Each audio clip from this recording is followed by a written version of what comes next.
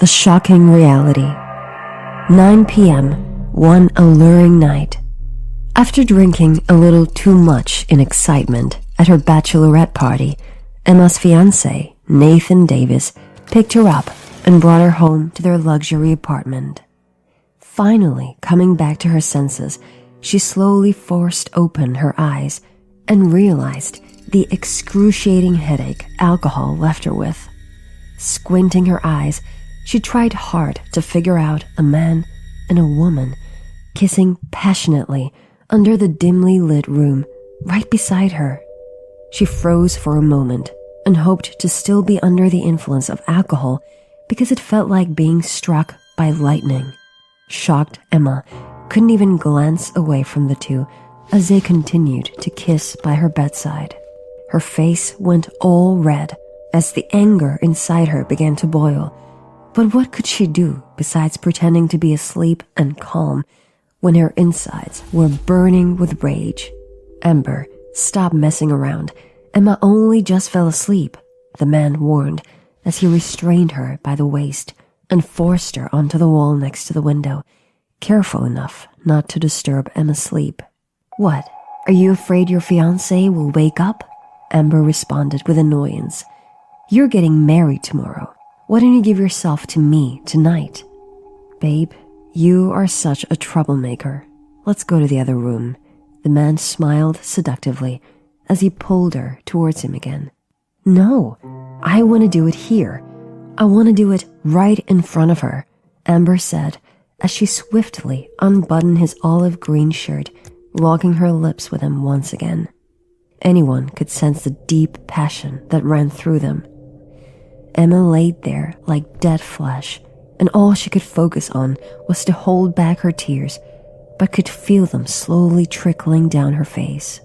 Who would have thought the man she was to marry the very next day would be cheating right in front of her? She somehow forced herself back to sleep to avoid this nightmare. But who can? Behave. Let's go to the bathroom. Isn't the bathtub your favorite place? Nathan whispered swiftly, sounding a little tense because deep down he was still afraid of his future wife sleeping unconscious right next to them. Fine then, you go in and fill up the bathtub first. Amber nudged Nathan's chest towards the bathroom of the same room. As soon as he entered the bathroom, she sauntered over to Emma. Leaning over with a cold smile, she whispered, Emma, I'm not going to let you and Nathan sign those papers tomorrow. I'm pregnant. He is mine. Emma, who was still not asleep, tightened her hands into a fist, crushing the comforter as she held back her emotions, careful enough not to let out a sound. It was not until she heard the moaning sounds of the couple coming from the bathroom did she feel her world had fallen apart. 3 years ago, Emma Miller was once New York's top model. But because of this man, she gave up everything, handing over her hard-earned position to Amber Lee. As it turned out, everything she did merely went towards preparing someone else's wedding dress. No, this must be a dream, just a horrible nightmare.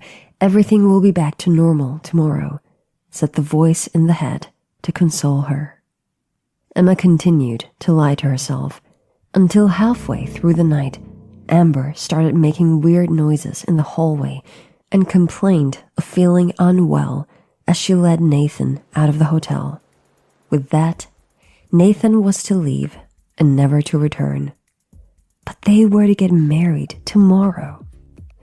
As planned, the next day, Emma drove to the marriage bureau with a bitter smile, preparing herself for the heartbreak coming her way. As she stepped out of her car, she gave Nathan a call. The voice on the other side coldly answered, Amber was injured on stage. I have to deal with this urgent matter first. Let's postpone the registration to another day. There is no another day, Emma disappointedly told herself. Emma turned around from the main doors of the office, put on her sunglasses, and was ready to leave, but that's when her eyes were drawn to a tall figure heading her way. She couldn't help but notice the fitted dark blue retro suit which complemented the masculine body underneath, and out of the front chest pocket, the corner of a wine-red handkerchief could be seen peering out subtly. Glancing down, Emma could see a pair of perfectly straight legs leading to a pair of freshly polished brown leather shoes which glistened in the sun. This man had such a strong presence, like that of a medieval king. As he got closer, although he was wearing sunglasses, his perfectly chiseled face and sexy lips were enough to drive any woman crazy. Emma immediately recognized this man. He was the CEO of Kaleidoscope Entertainment, Eric Roberts. Back when she was still famous, they had met once at a ball for a few minutes. Is he also getting married today? She thought in amusement. President, Miss Rose has not arrived on time. She is late by 10 minutes, the assistant behind him reported, standing in the sun trying to convince his boss to drive back without getting married. Ring the Miller family and tell them, if they can't even be on time to a wedding, then don't bother coming at all, the man responded coldly. But the chairman said that you must get married today, no matter what. Even if you were to marry a transvestite, he wouldn't care, the assistant replied timidly. Then just randomly pick a lady from the socialite families. I'll give you half an hour, the man ordered, sounding a bit unreasonable. Oh, so he's faced with a similar dilemma, even though it is slightly different. Emma's train of thoughts started running as she was moving back to her car. Eric Roberts was a powerful man who could simply choose any woman he wanted. And as one of the most eligible bachelors, love was not his priority. His priority was to deal with the pressures from his elders to get married. Suddenly, an idea came to Emma's mind, and without giving it a second thought, she took her sunglasses off, changed her path, and walked towards Eric, and gently suggested, Eric, your bride hasn't arrived, and my groom has run away. May I suggest we get married? There was a moment of utter silence, for Emma's suggestion was unbelievable. Eric's assistant froze in disbelief. How was this woman so brave? Emma stood straight in confidence.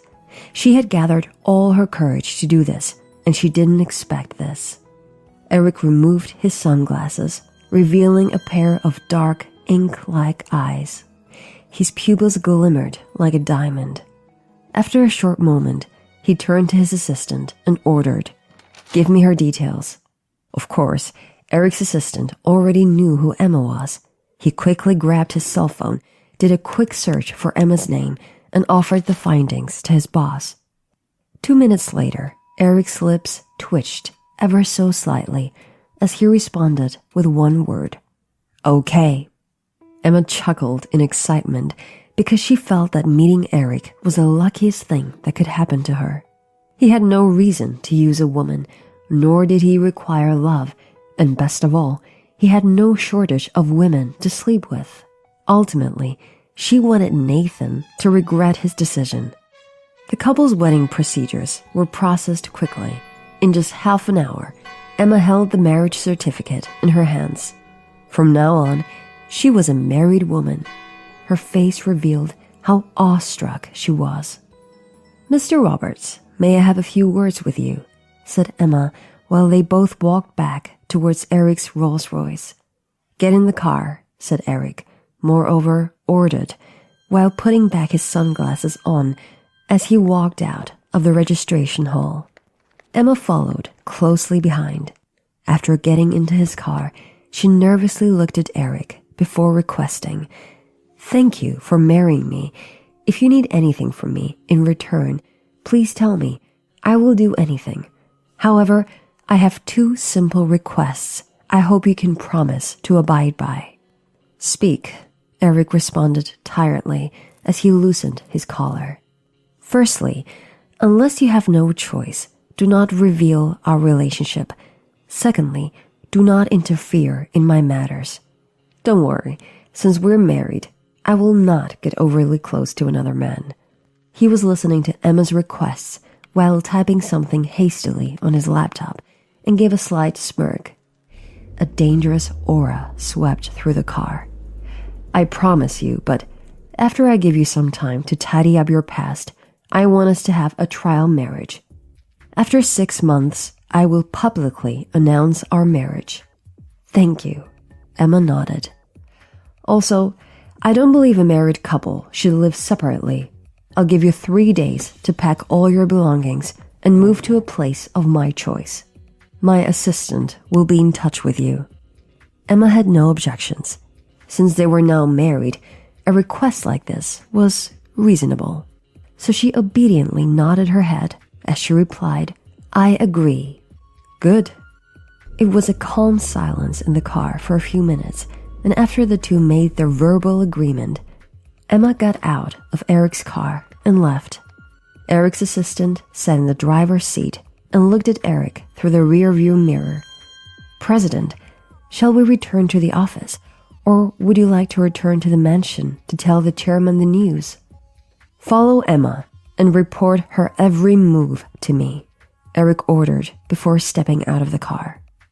Suddenly asking him to marry her, something must have happened, thought the assistant, baffled. As the president of an international entertainment agency, of course, he had heard of Emma before.